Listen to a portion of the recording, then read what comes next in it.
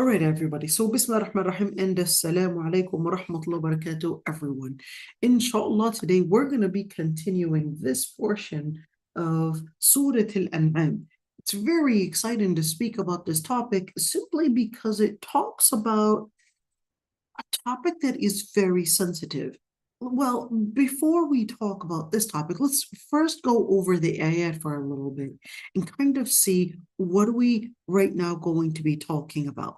So we did do وَلِكُلٍّ دَرَجَاتٌ مِمَّا عَمِلُوا وَمَا رَبُّكَ بِغَافِلٍ عَمَّا يَعْمَلُونَ. We went in some details in regards to that ayah, and oh dear, sorry about my laptop. The page crashed, so we're going to redo that. It's going to come out. Inshallah, everything's going to be fine.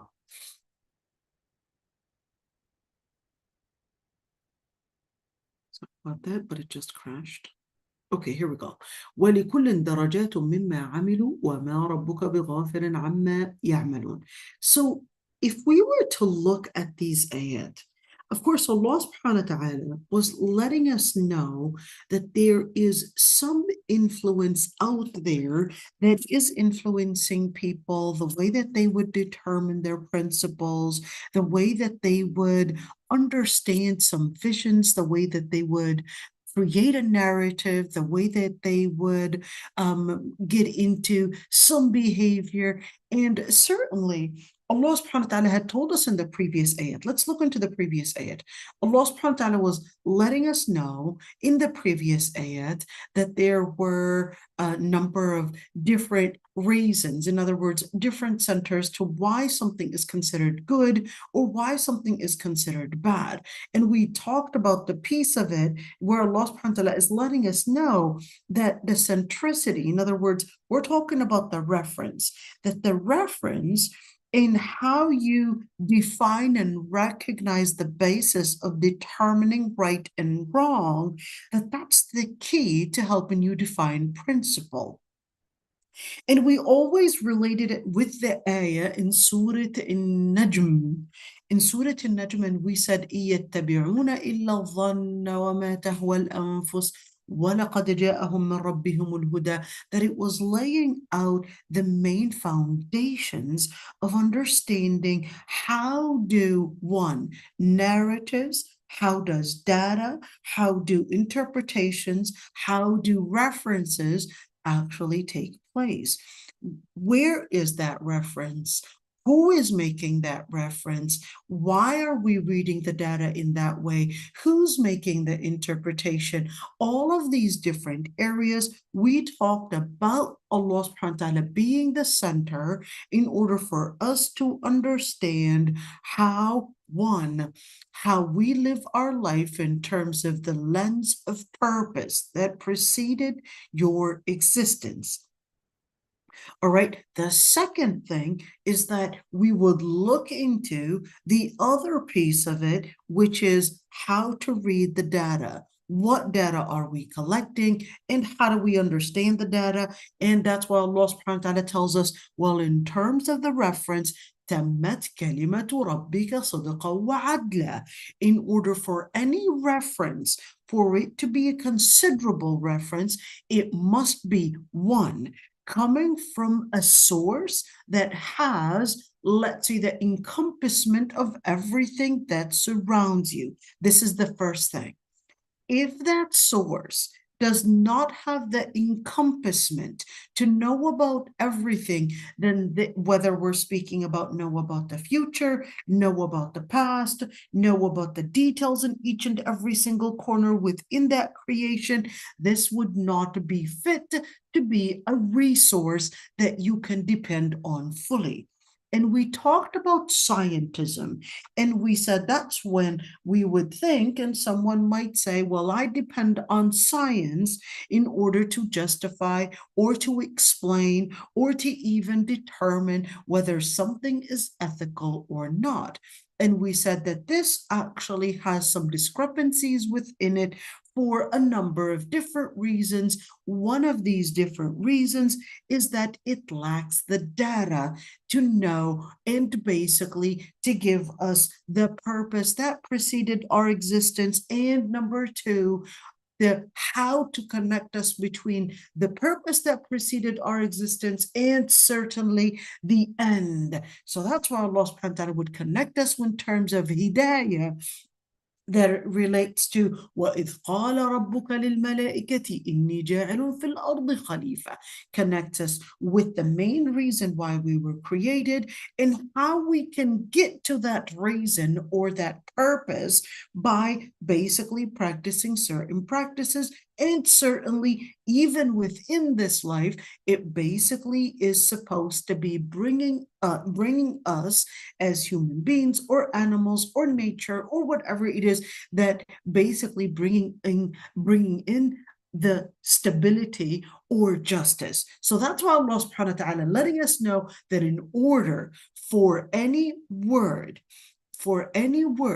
or for any reference to be valid, it must be one, coming from kalimatu rabbik, from the resource of your Lord Almighty. Why? Because Allah subhanahu wa ta'ala is basically وَلَا يُحِيطُونَ بِشَيْءٍ مِّنْ عِلْمِهِ.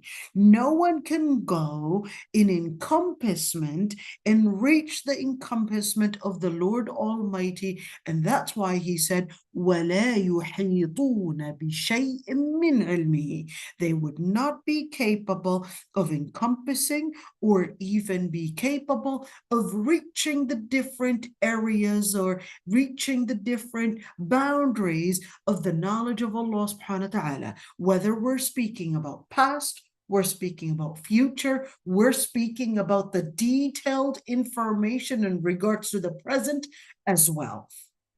So number one, it must be munazzalun min rabbika, because it needs encompassment. Number two, bilhaq, and it must contain truth and no discrepancies, no faults, no gaps, and certainly no contradiction with the life that you're living today. So then Allah subhanahu wa ta'ala lets us know that it must be kalimatu rabbika sidqan. It must contain all truth and not discrepancies. And number three, it must contain all justice. What is the definition of justice? The definition of justice is that one, it is capable of bringing instability based on the information that basically is built in within the nature of that creature. So whether we're speaking about the creature human beings, or whether we're speaking about things in nature, or whether we're speaking about such details that may be surrounding what connects these pieces together. لا مبدل لكلماته.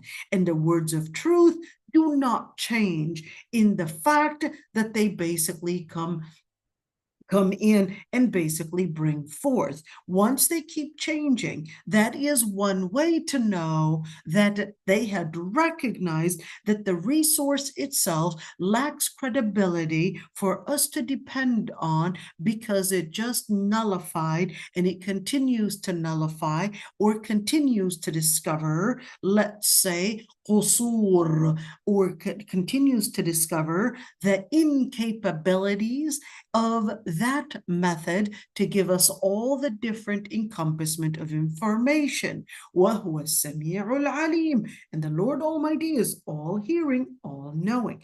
The other piece, وَإِن تُطِعْ أَكْثَرَ مَنْ فِي الْأَرْضِ يُضِلُّوكَ.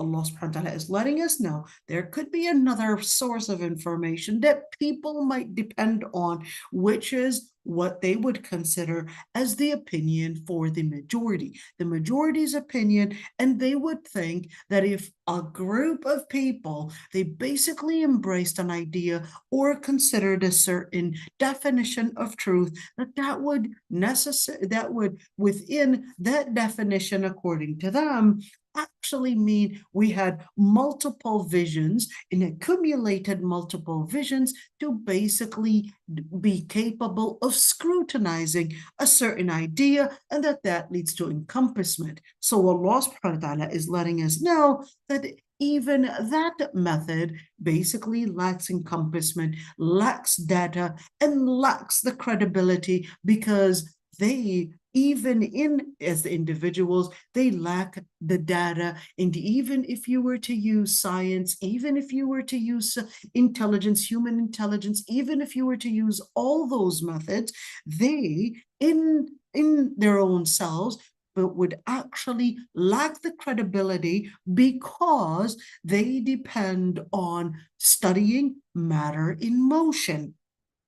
Your intelligence, the tools that your intelligence managed to design was only designed to scrutinize, to study basically matter in motion. So therefore Allah subhanahu wa ta'ala is letting us know that ilm, knowledge, and certainly understanding the world around you goes farther than understanding the surface of it, and therefore requiring ilm that basically goes beyond time, whether history or whether future, and that it goes beyond space, place, and goes beyond matter in motion, because there are a number of different things that surround your creation, affect your creation, affect your existence, and certainly determine why you were existed in the beginning. So that's why that ayah was letting us know, well, that's not a credible resource, because it's all based on speculation, and that cannot be basically a credible resource that you can depend on as the definition and for the definition of truth. Then it continues to let us know that when you look at other resources, which basically is using al-hawa, using perhaps somebody might say intuition, someone else might say it's my own feelings. This is how, as an individual, I would feel something is right or wrong. But Allah subhanahu wa ta'ala is letting us know that that cannot be a credible resource. I actually wanted to share this slide right there. Let's look into this slide and let me explain it for a bit. So this slide basically lets us just see the mapping in terms of understanding different definitions or different theories in ethics. I think I shared this multiple times, and I said we've got different ethical theories, and one would consider we're supposed to be focusing on the greatest good for the greatest number. In other words, we're looking at the consequence. We're trying to see the consequence, and according to that theory, we can, number one, the first one is said, well, we're going to look at the individual. What is the maximum good for the individual, that in order for us to determine whether something is ethical or not, the first theory would say, well, we're going to look at the individual. The second theory says, well, no, we're not going to necessarily look at the individual, but we should look farther, because we're supposed to be looking at the greatest good for the greatest number of people. That's basically right there with John Locke, and the Western society is basically adopting between these two. One, the greatest good for the greatest number of people, and two, basically individualism and focusing on the individual. Then you've got another theory that basically considers that no, we're not going to necessarily look at the consequence alone, but we're also going to look at the duty. What would make as a duty, what would make something as what he would call as a universal imperative, something that you have to do in order to bring about what is basically beneficial to the individual or to the society. So he's looking at it from an imperative that you feel that is basically important in order for the society to get to the highest and the best consequence, what is considered as an imperative, a universal imperative, in order for us to understand or even determine that that is good. So it's basically looking at it from the connection between actions. So certainly there's an individual choice, and there is an individual inclination, and there's also a certain duty that you have to feel, or you feel that there needs to be some action to basically make the society a better place. Then you've got another theory that said, well, no, it's not necessarily the consequence, whether we're speaking about the individual or whether we're speaking about the society or whether we're speaking about what moral duty you have to embrace, but we're talking about there's a character. In other words, outside of all these different duties and all these different actions, no, there is a certain piece of character that you have to live up to, and therefore you basically feel that you have to live up to this nobility, that's what it means to be a person of ethics. That's what it means for us to define and recognize what it means to be moral, what it means to be noble, what it means to be ethical. He basically looks at it that there's a certain ethic that we live up to.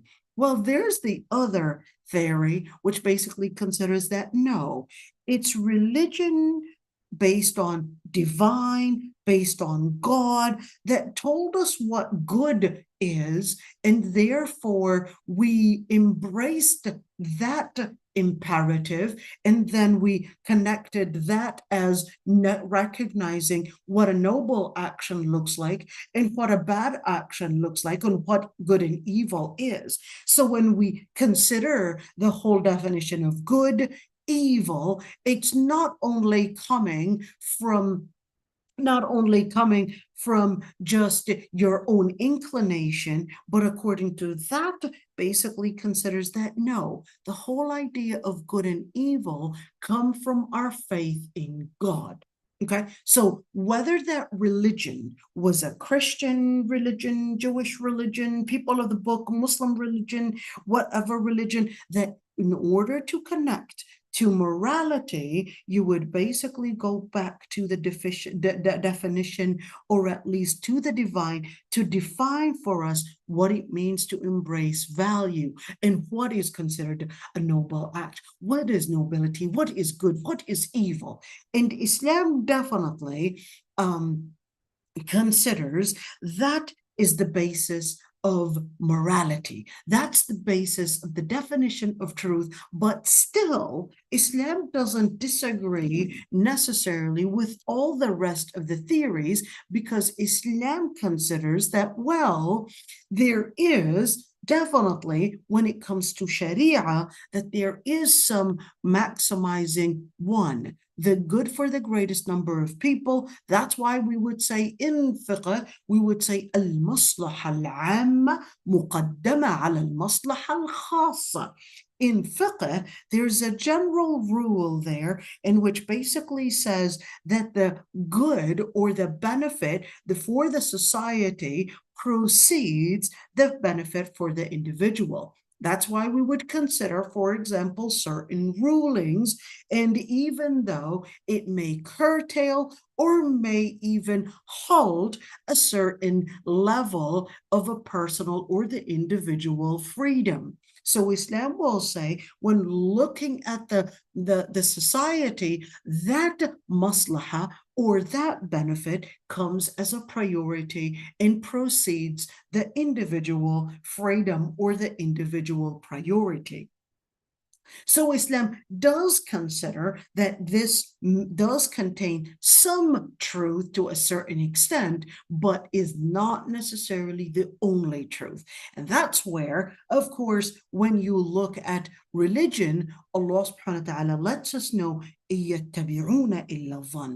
would consider and they would follow certain speculations, be it deontology, egoism, utilitarian, or whatever theory later they might come up with, or even to consider, well, there's no definition of truth.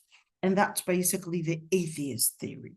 The atheist theory regards that there is no definition of truth because the whole universe was not created in truth according to the atheist. So an atheist would regard, since there is no truth to why we were created or why we even existed. They don't even say created because they don't believe in a creature.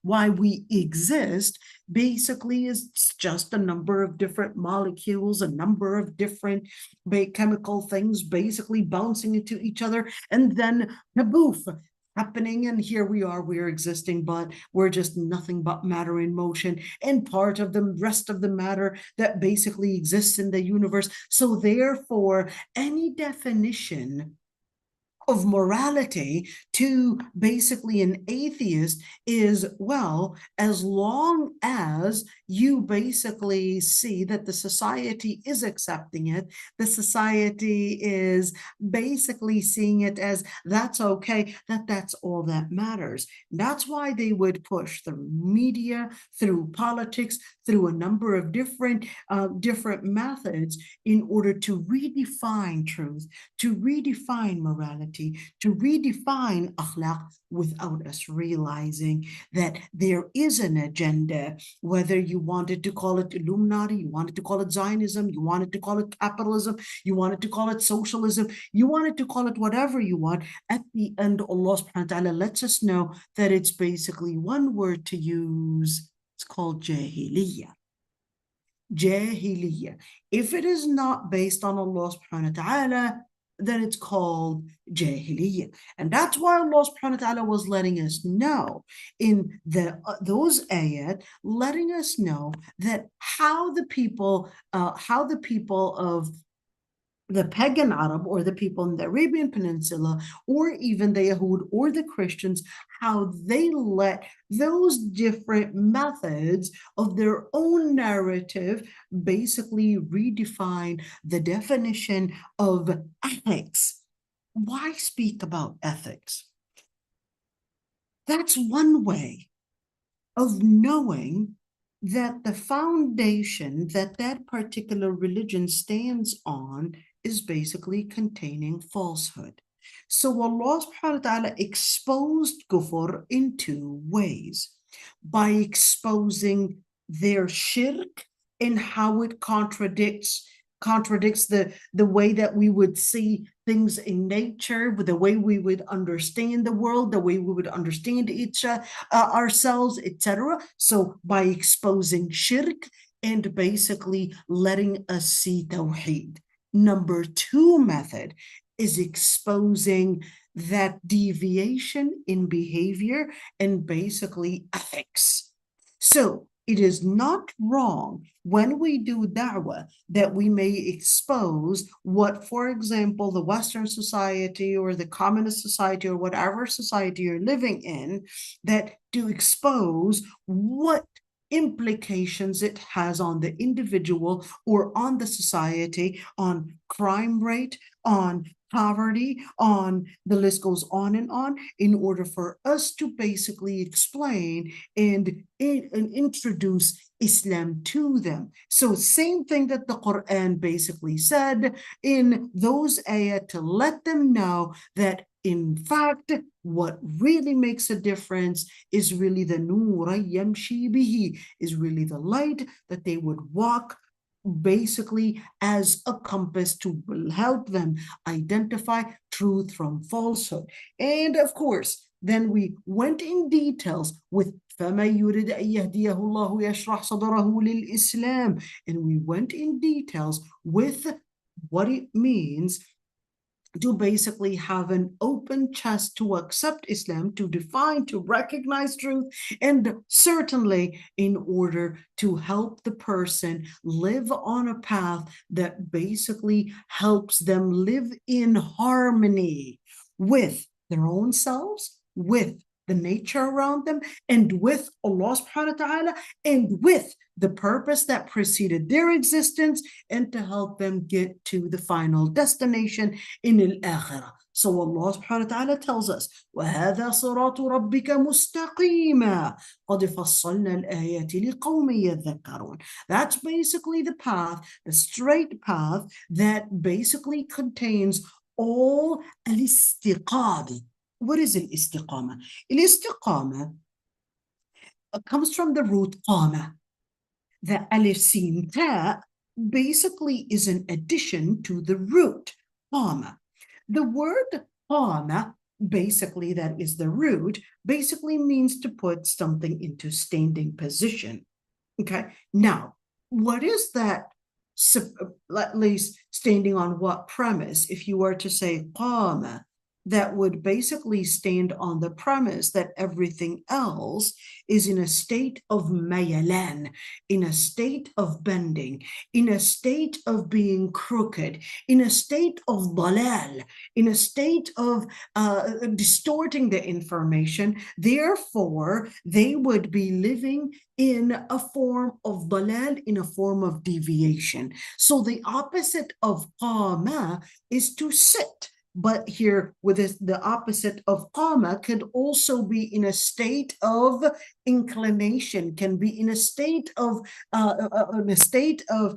basically in a down state and not standing state. So why does Allah subhanahu wa ta'ala call it mustaqima? Istiqama can mean to be in a straight position. In a straight position, meaning that it is away from all the different crooked paths. That's why it's called Hanifa. What is Hanif? Hanif means to bend away from something. So what is Prophet Ibrahim bending away from? He's bending away from their dalal. And that's why a person with bow legs is called Hanif. A person with bow legs is called Hanif because they're bending. So when you look at a person that is Hanifa, he is Hanifa. He is different from those that are taking the wrong paths. You know, it's really connected when you look at Allah subhanahu wa ta'ala in the ayah. Allah subhanahu wa ta'ala describes as al-mu'minat al-ghafilat. So why would he call them al-ghafilat? I thought al-ghafil is a bad word. That's true. Al-ghafil is a bad word, at least carrying a connotation in 99.9% of the cases that is true. It would be carrying a connotation of somebody being naive. But in that context, in that ayah, when he would describe those that yarmuna al-muhsanat and al-mu'minat al-ghafilat, that they are naive, they are innocent from living the life of those that are deviant.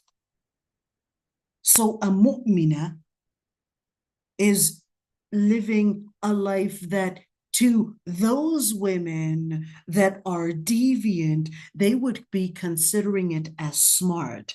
They would be considering it as she knows how to get to what she wants. They would considering it that she just knows how to get to the man, how to get to this, and the list goes on, how to bring up house, because they would be centered around a woman's sexuality.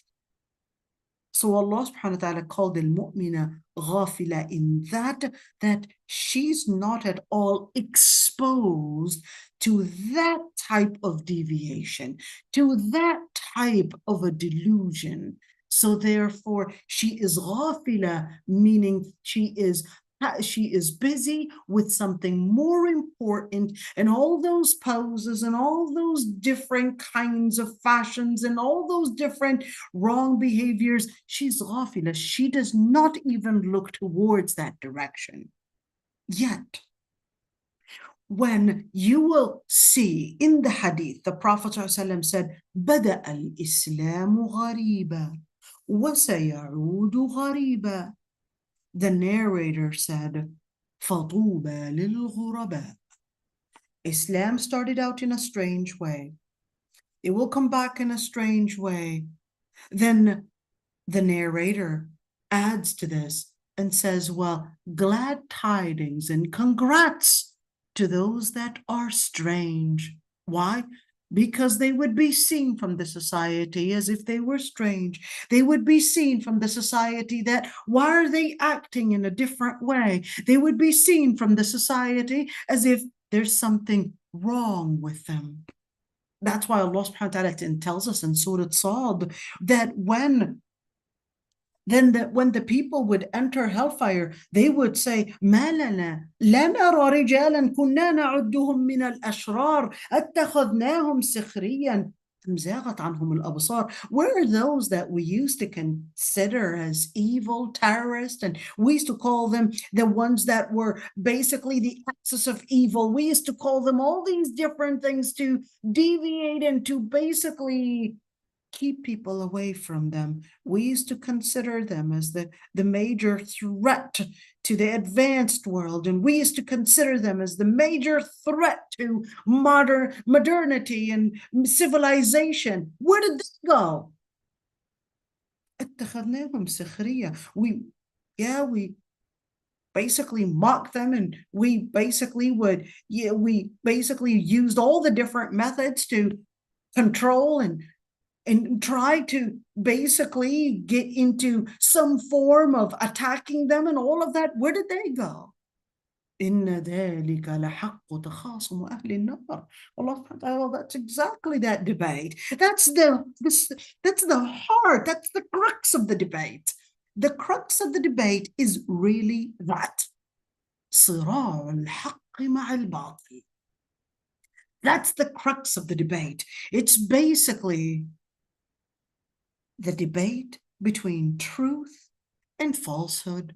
So when you look at all the different points that basically were mentioned just the past 10 minutes, when Allah subhanahu wa ta'ala calls it mustaqima, the letter mim is to describe it, whether we're speaking about in place or we're describing the actual thing. Or mustaqima, al-istiqama, is to seek a standing position. Why? Because everyone else is going into some form of an inclination towards what? Towards whims, towards confusion and dhann, towards speculation. They would think of it as truth, but the truth of the matter that it contains within it nothing but a continuous falling. So what do? When you're falling, you're not in a state of istiqama. You're not standing. 1 second.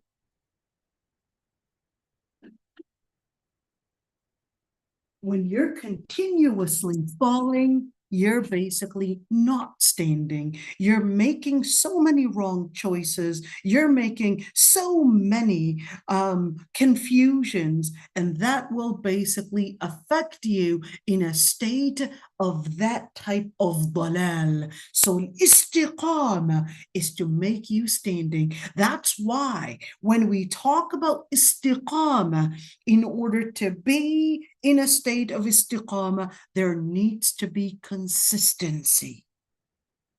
There needs to be that consistency, to be determined, to be steadfast, basically on the path of Allah subhanahu wa ta'ala. And he said, قَدْ فَصَّلْنَا الْآيَاتِ. Where do I find this istiqamah? Well, we've given you all the different details to help you find basically these tips to make sure that you don't fall in narrative, to make sure you don't fall in the rhetoric that may seem very attractive, because certainly the narrative and certainly all those different methods will be used against you in order to deceive you and get you away from a standing position to a position of falling.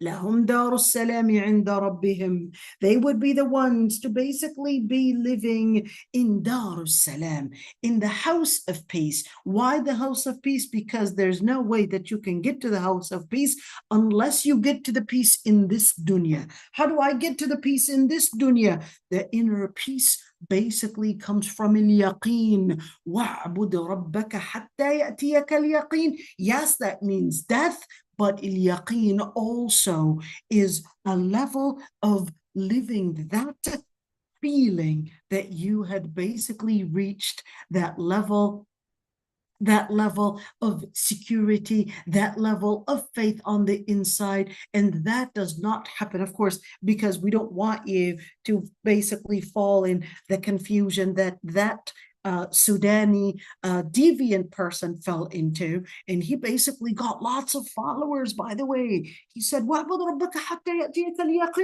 basically means once you reach a certain level of faith, that's when you don't have to continue worshiping Allah subhanahu wa ta'ala. But then, of course, the ulama explained it to him and said, well, wait a minute, al-yaqeen in this ayah is death.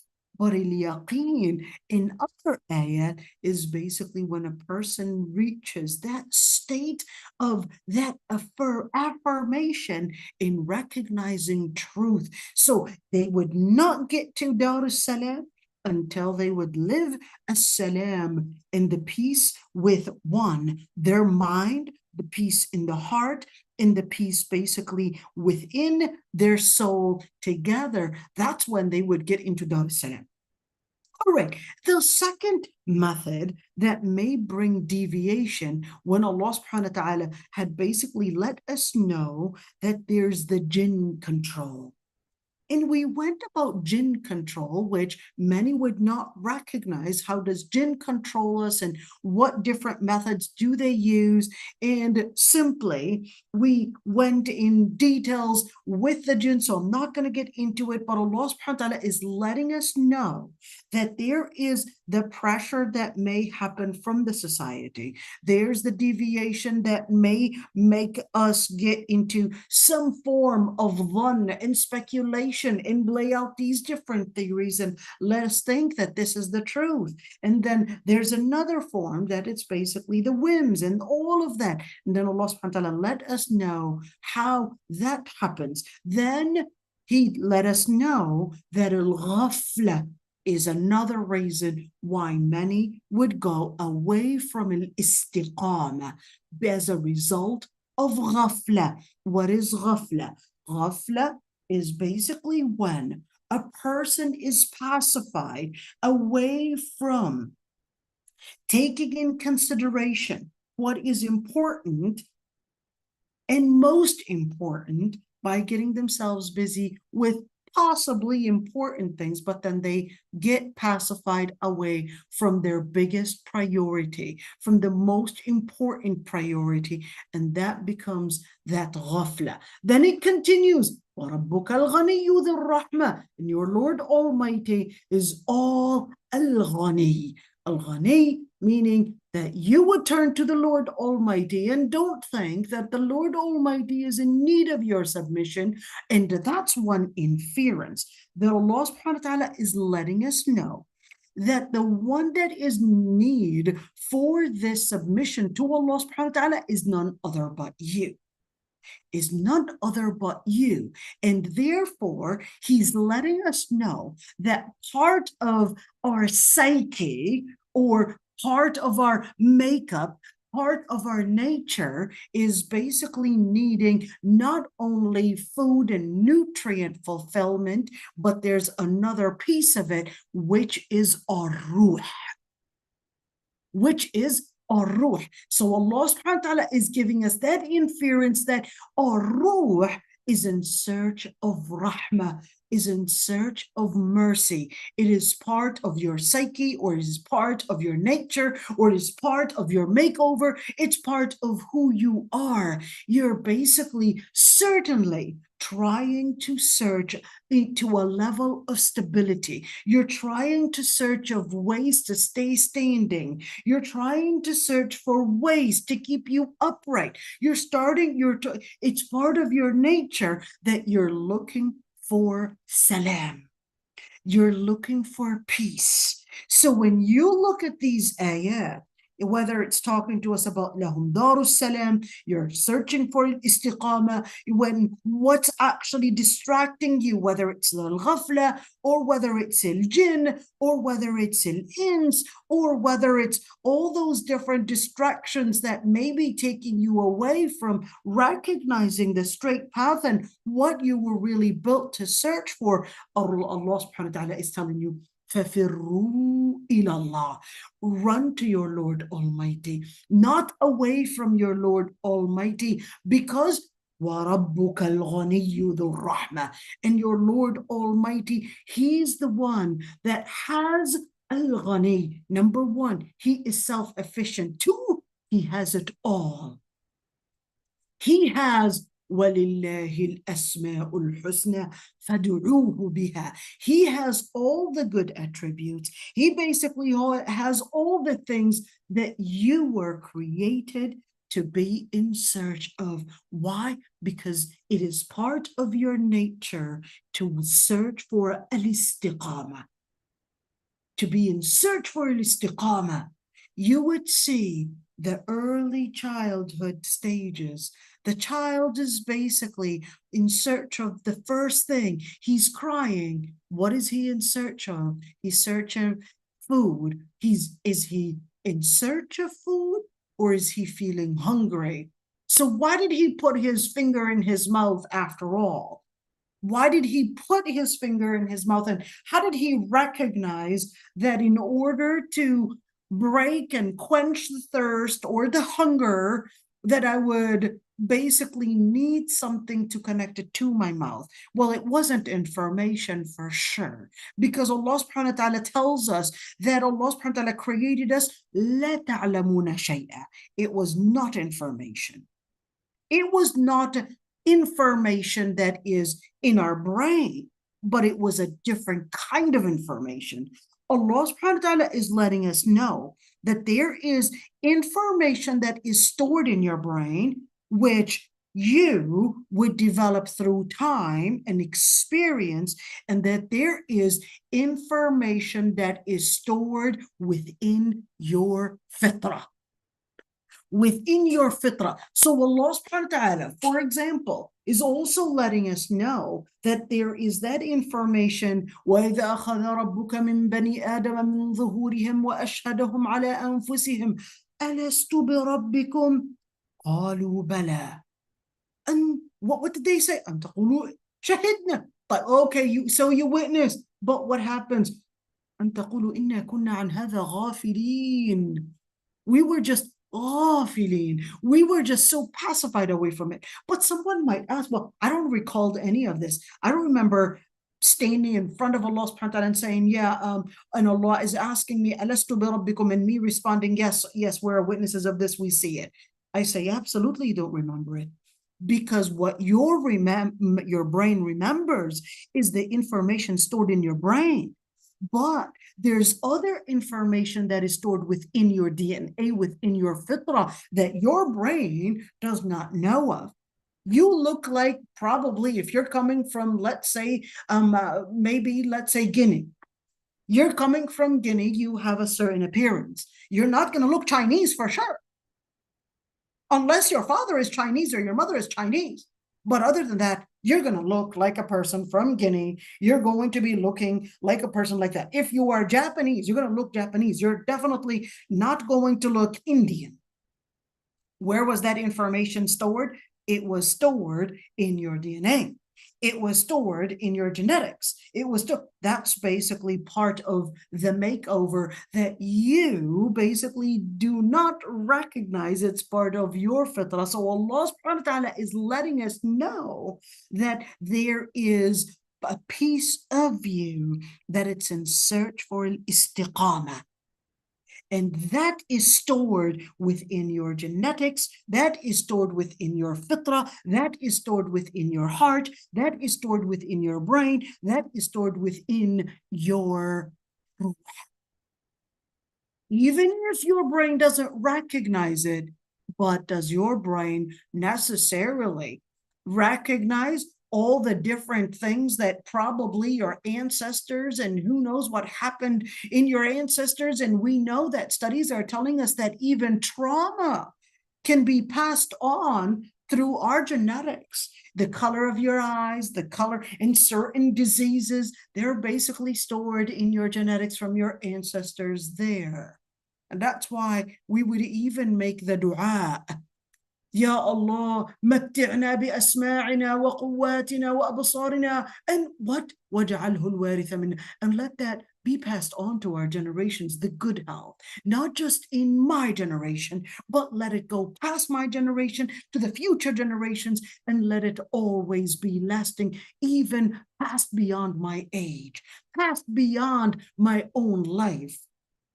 What is that letting us know?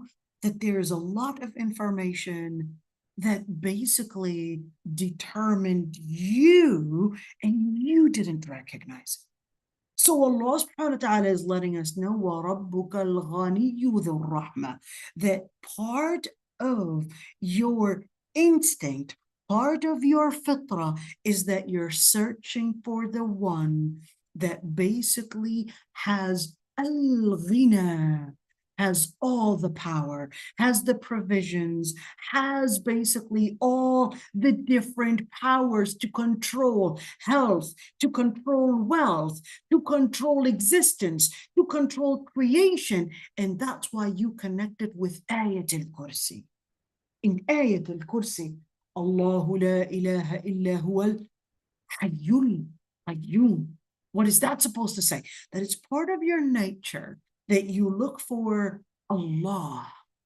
You may not recognize the word Allah that you are looking for, but Allah subhanahu wa ta'ala is letting you know, well, your ilm starts from Allah. He is al-hayy al-qayyum because you are not hayy, or you are not al-hayy, because al-hayy, he's the founder of life. You are temporarily existing.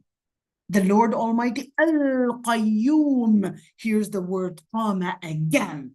You are looking for istiqamah. You are looking for a sense of qiyam, but the Lord Almighty is Qayyum. He is Qayyum. He is self-efficient. He is not dependent on others. You as a creature, as a human being, when in your early childhood, you basically look for different things to give you basically the supplement, to give you the supply. Let that child know that, listen, I want you to strengthen your core muscles. I want you to strengthen your leg muscles. I want you to strengthen all these different muscles. And then they would attempt to stand. Why is that a child attempting to stand? He's only 5 or 6 or 8 months or 10 months old. Why is he attempting to stand? What convinced him that, hey, you'll be able to do it, and standing and trying to stand? What convinced that baby that in order to quench your thirst, you basically need to insert something right there in your mouth? It's basically an instinct. And Allah subhanahu wa ta'ala is still letting us know it's part of your instinct that you would look for quenching, that you would look for something to quench your thirst, that you would look for something to basically end your hunger, you would look for something to keep you standing, you would look for something to give you provisions. But Allah subhanahu wa ta'ala is al-hayy al-qayyum. He's not looking for istiqamah, for the Lord Almighty is al-qayyum. He is self-efficient. But for you, you're searching. You're continuously searching for something that will make you stand, whether stand financially, or whether stand physically, or whether stand in society, or you're always searching for that. That's why istiqamah, that alif sin ta, is to seek.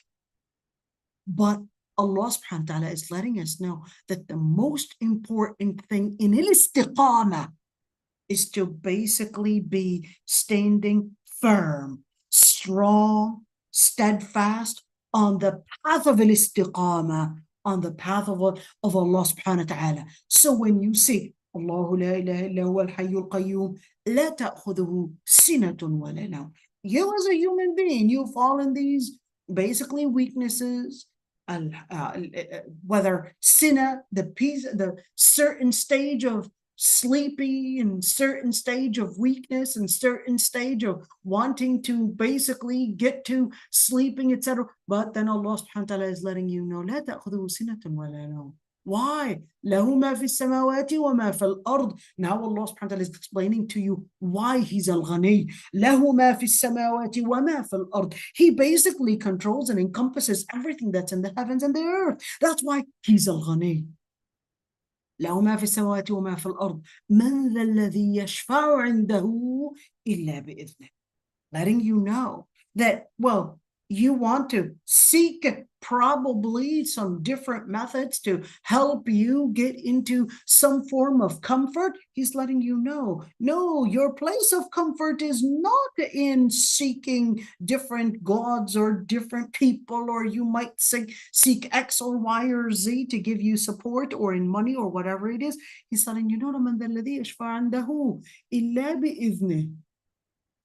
You turn to Allah subhanahu wa ta'ala. He's the one that you would basically seek intercession from. من ذا الذي يشفع عنده إلا بإذنه يعلم ما بين أيديهم. If you think that He doesn't know what's in your hands, so Allah subhanahu wa ta'ala is telling you, well, He knows what's in your future, what happened in the past, what your current status is, and therefore He's the one recognized. He's the Rahmah. يعلم ما بين أيديهم وما خلفهم ولا يحيطون بشيء من علمه. No matter how far your intelligence, how far human intelligence went, do not think that it is going to supersede or going to go beyond Allah subhanahu wa ta'ala. And that's why He would tell you, ولا يحيطون بشيء من علمه إلا بما شاء. So how magnificent is Allah subhanahu wa ta'ala? He said, well, that's not something you're going to be capable of comprehending as a human being, but I'll give you an idea. وَسِعَ كُرْسِيُّهُ السَّمَاوَاتِ وَالْأَرْضِ. Just an idea. Just the Lord Almighty's throne fills and is basically far extends السماوات والأرض. وَسِعَ كُرْسِيُّهُ السَّمَاوَاتِ وَالْأَرْض وَلَا يَؤُودُهُ حِفْظُهُمَا. And just know that you're running to the one that is Dhur Rahmah, for He is وَلَا يَؤُودُهُ حِفْظُهُمَا, preserving the earth and preserving the planets and preserving the galaxies and the space is not hard on the Lord Almighty. Therefore, preserving you is also not hard on Allah subhanahu wa ta'ala. And that's why Allah subhanahu wa ta'ala then continues, أَيَّشَأْ يُذْهِبْكُمْ وَيَسْتَخْلِفْ مِنْ بَعْدِكُمْ مَا يَشَاءُ. It's basically built within you to search for an istiqamah, to search for a place of standing, and recognize that Allah subhanahu wa ta'ala is capable of recreating and creating another nation, creating other generations. So what should I do? Well, basically, again, turning to the same square. قُلْ يَا قَوْمِ اعْمَلُوا عَلَى مَكَانَتِكُمْ إِنِّي عَامِلٌ. Now your duty, O my people, do to what will determine your position in akhirah or in dunya, or the place in Jannah or hellfire. Inni amil. I'm going to invest as well, because I too am on this boat and going along with you. فَسَوْفَ تَعْلَمُونَ مَنْ تَكُونُ لَهُ عَاقِبَةُ الدَّارِ. You're going to recognize, it's going to be something that you will see and recognize with no doubt and with no skepticism who is going to be basically living عَاقِبَةُ الدَّارِ, the final destination. Al-Aqibah means the final destination. Al-aqib is the heel. So this is letting us know that the final destination is basically for those that would be steadfast in determining to go back to aqibatud dar, basically at the end, and that's where the final residence is. And innahu la yuflihu zalimun, and the ones that basically exceeded the limit. Dhulm is to exceed the limit. What happens to them? Well, la yuflih. What is falaha? Falaha actually means to harvest. Falaha also means to plant. So that's why a farmer is called fallah. A farmer is a fallah. So why is he called a fallah? Because he would plant, and then after time, this plant basically ripens, grows, etc. After a lot of patience and a lot of care, then the plant grows, and then they would basically harvest all that they had gotten, all that they had worked so hard for. So when he said, لا يفلح الظالمون, meaning that al-zalimun, they would not harvest anything but basically one thing, which is harvest disgrace and harvest remorse, and thus Allah al-afwa al-afiyah.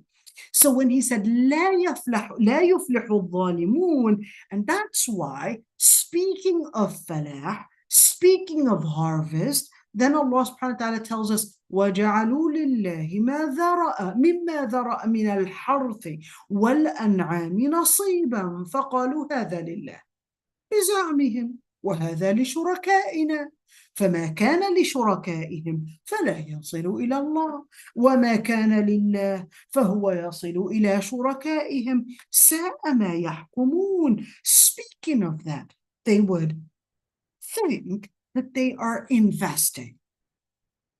Here's one thing. The following ayat are basically telling us of the common deviation that the pagan culture used to live in. Why would Allah subhanahu wa ta'ala tell us about it? Definitely not to revive it, but sometimes it's important to give this example in order for people to see the paradigms. Listen to this. What does it mean to see the paradigm? To see the pattern that this is not necessarily history, but this history is a paradigm that repeats itself in many civilizations, nations, cultures. It's the same idea that goes on, and we had seen it happen in many civilizations. So Allah subhanahu wa ta'ala exposes the pagan culture in order for people to take al-ibra.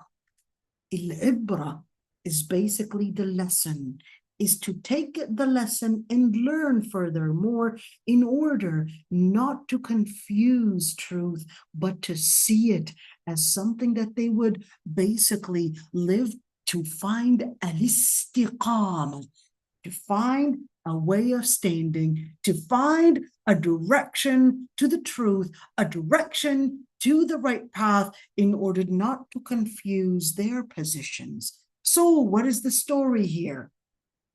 Before I mention the story, the Sahaba used to say, one thing you would want to learn about the culture that the pagan Arabs used to live in, you would basically read Surah Al-An'am up to ayah 140. Up to that ayah, it would expose a lot of different cultures and practices that the pagan Arab used to live in. So Allah subhanahu wa ta'ala says, وَجَعَلُوا لِلَّهِ, and they would claim, so the word جَعَلُوا here can mean to claim something, or to attribute something, or to make of something. At the end, it's basically creating an idea, it's attributing something, and they would attribute to Allah subhanahu wa ta'ala what He had created from all the different health, all the different harvest, or even from the animals. They would dedicated, basically, they will claim to say that it was dedicated to Allah. So they will claim that whatever they would harvest or whatever certain animals that they would have, that would be for God. So what did they want to do? They wanted to say, well, why shouldn't we be basically amongst those that are going to be muflihin? Muflih comes from the root fa la ha. The root fa la ha is the same root as yuflih, to harvest, to basically collect. That's basically al-falah. Al-falah is the person. Yuflih is basically the person to, well, this is a verb for a person to basically harvest, okay? So in other words, to harvest. So here, Allah subhanahu wa ta'ala is letting us know that, well, they were living this idea that when they would collect these donations, and when they would basically slaughter something for, they would say it was for God, but they would say it's for God according to their claim, and they would say that yet on the other hand, what the other items that they would say, well, those are for shurakaina. Those are for our shuraka. What is shuraka? Shuraka means whether it's partners or whether it's the things that they would attribute to God Almighty. And then فَمَا كَانَ لِشُرَكَائِهِمْ فَلَا يَصِلُ إِلَى اللَّهِ. The truth of the matter, when they would slaughter in front of the idol, and they would say that this is basically for the sake of Allah. But they wouldn't say Bismillah Allahu Akbar. They would slaughter it in front of the idol and say, well, this was for God. But the truth of the matter, they slaughtered it for the idol. And when they slaughter for the idols, they would claim that it was for the Lord Almighty. So in other words, Allah subhanahu wa ta'ala is exposing their contradiction, and He said, well, what they would slaughter for their gods, it does not actually get to Allah because they did it for the sake of the gods. And what was for Allah, it goes back to their shuraka, it goes back to their idols, it goes back to their way of worship, but not really for Allah subhanahu wa ta'ala. Sa'a ma yahkumun. How do they not see the rationality? How do they not see the logic? How do they not see the judgment? Tilka idan qismatun dhiza. This basically lacks fair judgment, because they don't recognize that when you are worshiping other than Allah subhanahu wa ta'ala, how did you claim that it was supposed to be a method of spirituality to get to the Lord? It wasn't a method of spirituality to get to the Lord if you had really used a method that is to get to perhaps to Jesus Christ, or according to Christians, or probably to Buddha, or to get into some connection with nature, or whatever it is. Well, at the end, Allah subhanahu wa ta'ala says, وَكَذَلِكَ زَيَّنَ لِكَثِيرٍ مِّنَ الْمُشْرِكِينَ قَتْلَ أَوْلَادِهِمْ. Well, it wasn't just in worship, but that was also the case in a certain culture. And He said the same pattern. Notice the word كَذَلِكَ. The same pattern, in the same paradigm. Who zayyan? Well, their own culture. They made a narrative, and many of the mushrikeen, many of the disbelievers, they basically had created a narrative that it was a good action to kill their children for the sake of gods, that it was a form of a noble action. Is this talking about infanticide, or is this talking about killing children in general? It's talking about both. It's talking about both. They used to bury the daughters even alive.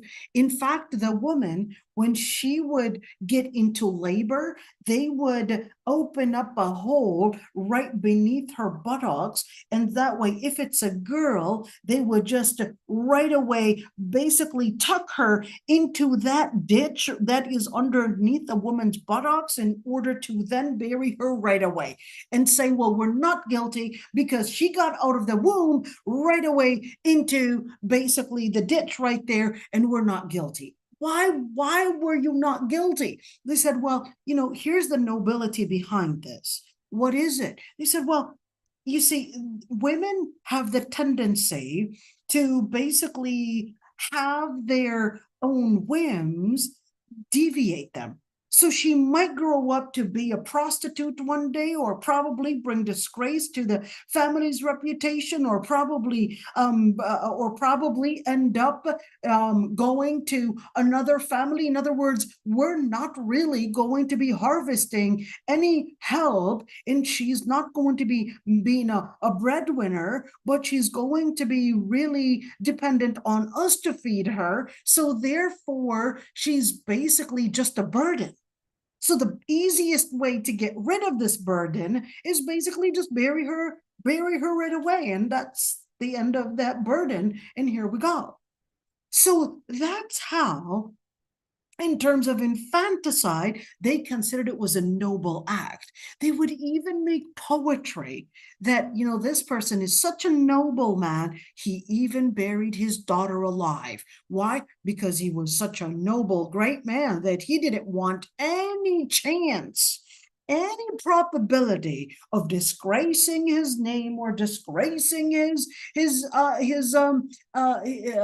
honor. So he basically went on and buried his own girl alive and did not need to wait, because he needed to make sure that his nobility and his honor would always be in place. And plus, he only needed the boys to stay alive because they would be the ones to carry the sword. In other words, be the ones to be in defense of the society, be the ones to basically be the breadwinners and get a job and work and basically carry the name. But the girl, no, she's just a burden, so bury her alive. The other type of killing that they used to do, remember the story about Abu Talib or Abd al-Muttalib, when he actually wanted to, when he got 10 boys and then he wanted to sacrifice one of his boys. That is actually true, by the way. This isn't made up. Wanted to sacrifice one of the boys, and then he would make a draw, and that was by suggestion of the Kuhan. That was the suggestion that the monks or their priests or their religious leaders, guru, whatever you want to call them, they were the ones that suggested, well, in order to get away from this, all you need to do is make a draw. You're not sure which one of your children to sacrifice for the sake of the gods, we'll just make a draw. So he would make the draw, and it would always come up on the name Abdullah, which is the Prophet ﷺ's father. He would make the draw, but then that was his preferred child. He didn't want to obey the draw. So then he goes back to these gurus or these priests or whatever you want to call them. Okay, he goes back to them, and then they would tell him, well, to get out of this, you would then have to slaughter 100 camels and donate them instead. And sure thing, he does. But it was common that they would kill their own children because they considered them as personal property. And plus, it was considered a noble act as a way to thank the gods that I'm willing to kill and slaughter my own son, as a way to thank the gods for giving him these 9 boys. Whenever they would have a number of boys, then okay, the one of them is going to get killed as a way to thank the gods. Okay, so Allah subhanahu wa ta'ala lets us know that deviation in how they defined nobility, how they defined ethics, how they defined how they defined basically social justice or whatever it is, that it was in the same idea as previously when Allah subhanahu wa ta'ala would tell us how they went into the deviation in defining ethics, they also went in deviation in defining religion. So he said, كذلك زين لكثير من المشركين قتل أولادهم. In the same paradigm, they basically created narratives that appeared smart, that appeared noble, that appeared honorable, that appeared as if it was a good and a high virtuous action. And many of the mushrikeen would basically kill their own children. And who was making this as appear as if it was a good act? It was shuraka'uhum. Shuraka'uhum, whether it was the gurus, whether it was the monks, or whether it was the people themselves, it was the people that invented this culture, or whether it was the religion itself. Those are shuraka'uhum. لِيُرْدُوهُم. What does لِيُرْدُوهُم? Meaning to basically let us know that shaitan's main motive behind the different choices that you would be making is to get you into irada. Irada is killing, is death. Irada is death. But here, liyurduhum could mean death. It could also mean destruction. وَلْيَلْبِسُوا عَلَيْهِمْ دِينَهُم. And that in order to basically bring about that type of destruction and corruption, it was basically وَلْيَلْبِسُوا. It was covered in multiple layers and given a narrative to make them think that it's a good thing. And their own deen, they would get confused about it. Why? It's the type of loops. Let me stop right here. I'm going to stop. Let's remember, I'm not stopping, but I'm going to take you to a different ayah. This is 154. Just remember the page, okay? I want to take you one thing. Remember, لِيُرْدُوهُمْ. I want to take you to another ayah in Surah al-Mumtahina. I want you to see this one. I love taking you all the way to those ayat in order for you to actually, okay, we really went really past it. Okay, I want you to see those ayat because I want you to get the hang of seeing those ayat right in front of your eyes so you would recognize where it is on that page. Okay, let's see.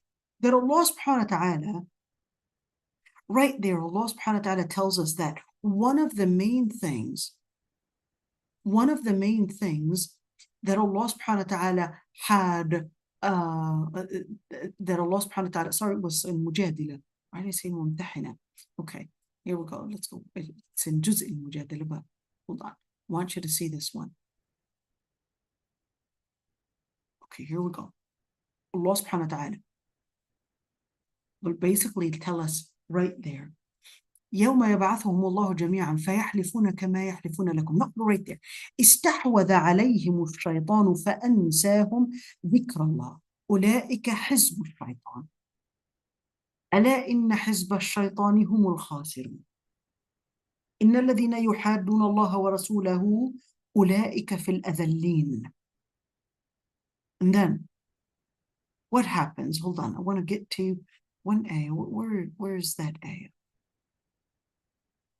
On. All right, what I want you to get to is that Allah subhanahu wa ta'ala, here we go, إِنَّمَا النَّجْوَى مِنَ الشَّيْطَانِ لِيَحْزُنَ الَّذِينَ آمَنُوا وَلَيْسَ بِضَارِّهِمْ شَيْئًا إِلَّا بِإِذْنِ اللَّهِ وَعَلَى اللَّهِ فَلْيَتَوَكَّلِ الْمُؤْمِنُونَ. What is that supposed to let us know? إِنَّمَا النَّجْوَى, these private types of conversations are from shaitan. Why does shaitan invoke such narratives or invoke such actions or speeches لِيَحْزُنَ الَّذِينَ آمَنُوا, to bring about sorrow for the believers. And this is extremely important to keep in mind. Just as when you look at the previous ayah, and Allah subhanahu wa ta'ala is letting us know that the main motive behind shaitan is liyurduhum, and also to bring about huzn, to bring about sorrow, to bring about sadness. That's one thing. When you say sorrow, you talk about sadness, you talk about liyurduhum. That's why I say a lot of what is today classified as mental illness is nothing but what we would call khuwa ruhi, is spiritual emptiness. It's spiritual emptiness, but then they would right now classify many of this spiritual emptiness as if it is mental illnesses. And they would classify it as mental. But the truth of the matter, it's actually spiritual. The truth of the matter, it's deep in the heart. It's actually in the qalb. It's actually in the ruh. It's that mind that confused everything. And therefore, liyurduhum. Once the shayateen and those shuraka'uhum, they basically had taken them into this destruction. That's when shayateen, what were they doing? They were basically wanting to just make the believers live in huzn, live in sorrow. That's why Allah subhanahu wa ta'ala also tells us that the main, that shaitan ya'iduhum al-faqr. Shaitan would always come. Listen, if you donate, you're going to lose a lot of money. You're going to basically become incapable of paying your rent, paying your mortgage or whatever it is, and probably you're not going to be capable of doing 1, 2, 3 items. يَعِدُهُمُ الْفَقْرُ. But Allah subhanahu wa ta'ala is promising you basically rizq. And Allah subhanahu wa ta'ala says, what method do they use? وَلْيَلْبِسُوا عَلَيْهِمْ دِينَهُم. What is yalbis? Yalbis means to wear something. Okay, to wear like a garment? Yes, to wear like a garment. You know, when you put on a jacket, that's labis al-jacket. Well, a jacket is not an Arabic word, but all right. But labisa means to cover. That's what Allah subhanahu wa ta'ala said about the husband and wife. أنتم لباس لهن هن لباس لكم وأنتم لباس لهن. Why libas? It's like you're covering his faults and he's covering your faults. You would basically be a garment to one another. A garment to one another. Yes, you wear a garment to one another. You give each other warmth. You give each other basically modesty. You cover one another. You basically conceal one another. You basically are so close to one another. That's libas. هن لباس لكم. Nothing goes between you and your garment. That's the closest thing on you. It gives you warmth. It gives you beauty as well. Why did we forget about beauty? It gives you beauty. And therefore, here, وَلْيَلْبِسُوا, how does that come in within this context? وَلْيَلْبِسُوا could also mean to make something as there is a covering on it and you can't see what's underneath it. You can't see what's underneath it. They would basically cover it up and give you a narrative for you not to really realize what it conceals and all the truth and all the corruption and all the pain that is hiding underneath it. So what do the shayateen do? They basically present it as a way that it is freedom, just like Adam عليه السلام. أولا أدلك على شجرة الخلد وملك لا يبلى. Would you not want me to show you off to شجرة الخلد, a tree that gives you khuld, a tree that gives you a possibility of eternity, a tree that's going. Why شجرة الخلد? Because he knew that that was part of Adam's psyche, part of what Adam was seeking to stay standing. So he said, That tree is what's going to give you that standing. That tree is going to make sure that you're going to stay standing forever and eternally, and you're never going to die. Istiqamah. That's the tree. That's the secret. وَمُلْكٍ لَا يَبْلَى. You're always afraid that you want to keep all that mulk, you want to keep all that ownership of everything because it makes you and gives you a feeling and a sense of ownership, a sense of power, a sense of control, a sense of authority. That's the secret. It's that tree. Go to it. وَلْيَلْبِسُوا عَلَيْهِمْ دِينَهُمْ.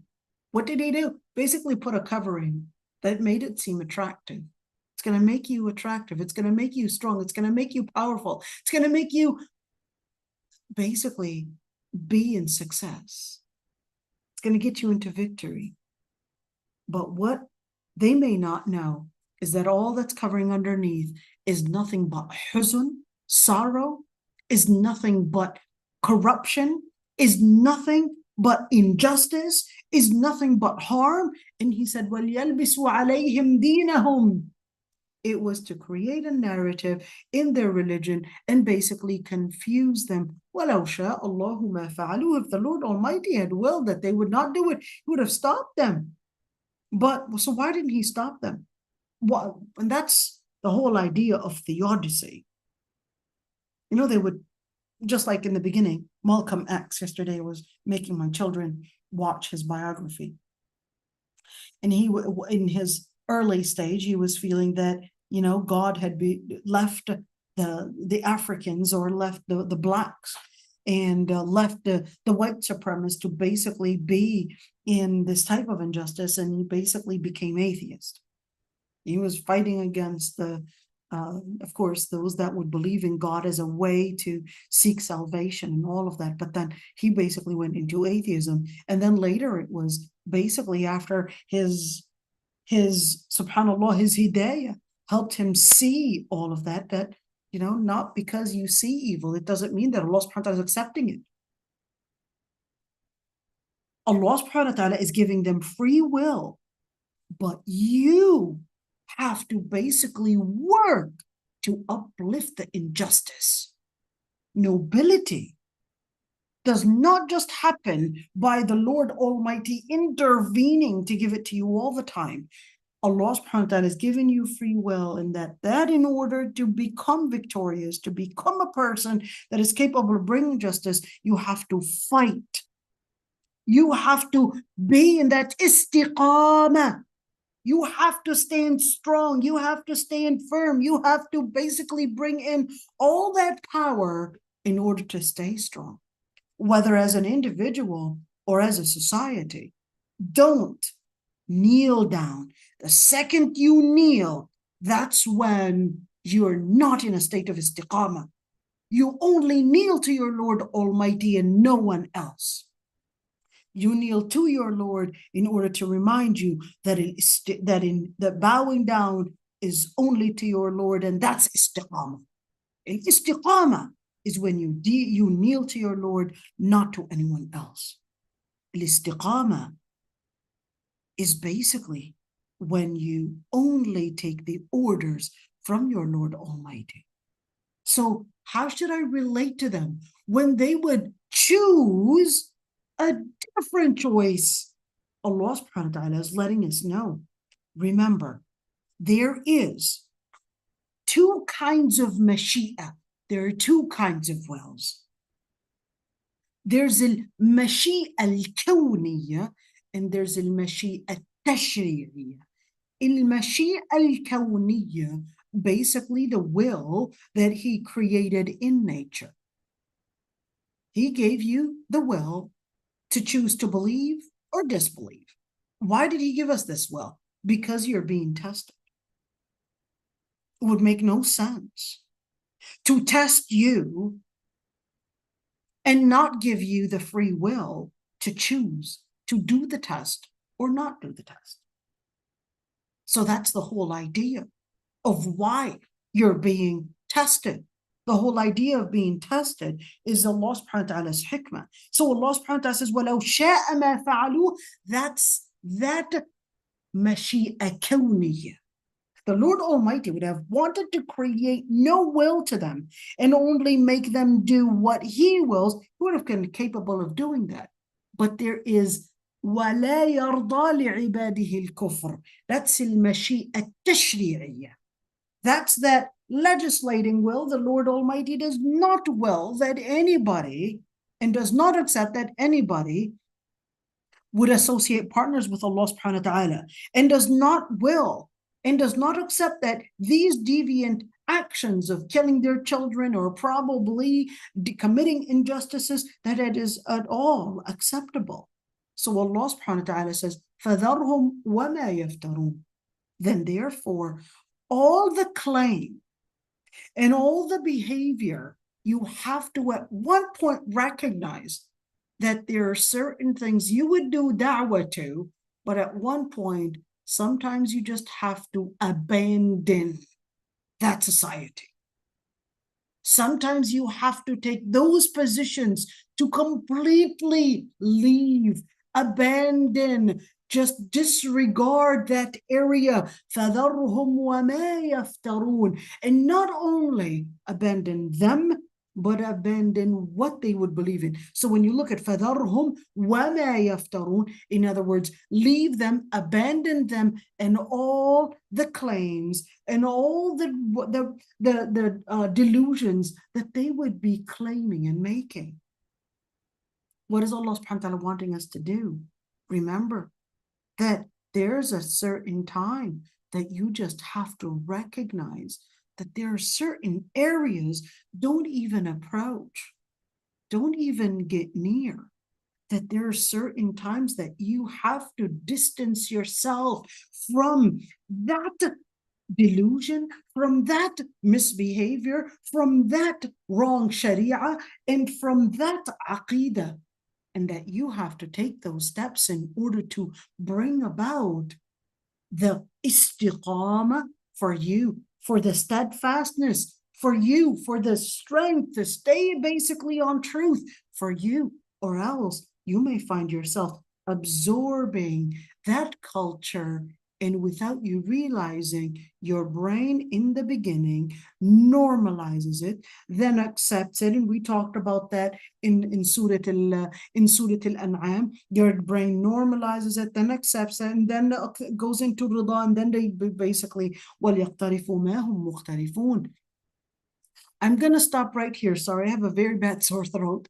But inshallah, we will continue tomorrow. Hopefully, inshallah, my throat will be feeling better. I'll be drinking lots of ginger in order to, inshallah, hopefully get my throat better. But inshallah, we'll stop right here. Subhanakallahumma bihamdik, nastaghfiruka wa natubu ilayk, nashhadu an la ilaha illa ant. I do see a number of different people actually writing in the chat. Hold on, where is it? Assalamu alaikum wa rahmatullahi wa barakatuh. Okay, okay, oh, here we go. Somebody writing in the chat. Let's see, the sister said, okay, so that's regarding a different topic.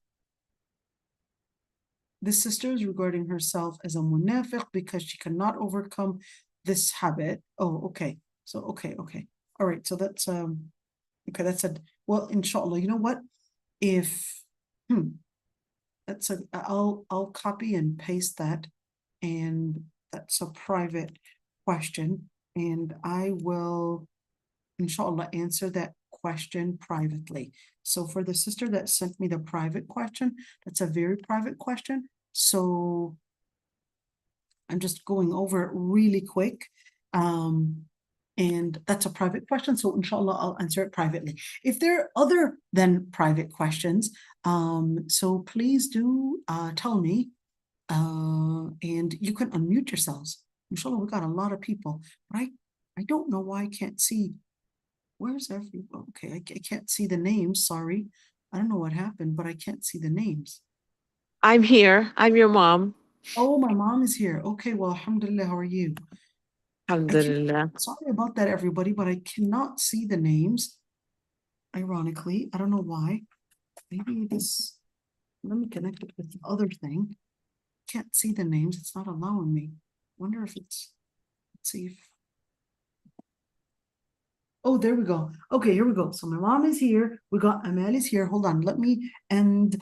Are there any questions before I end the live stream? I know, Sister Martina, you're always asking these really good questions. And then I would really hope that they would be answered live. So if you have any questions, Sister Martina. Or anybody else, Nasima, anybody, anybody that would like to unmute themselves and ask those questions, I'd be happy to hear them. Jazakallah khair. Yeah, I do not have any question today. Jazakallah khair. وإياكم. ربي يحفظك يا ربي. ربي يحفظك. Assalamu alaikum wa rahmatullahi wa barakatuh. How are you? عليكم السلام ورحمة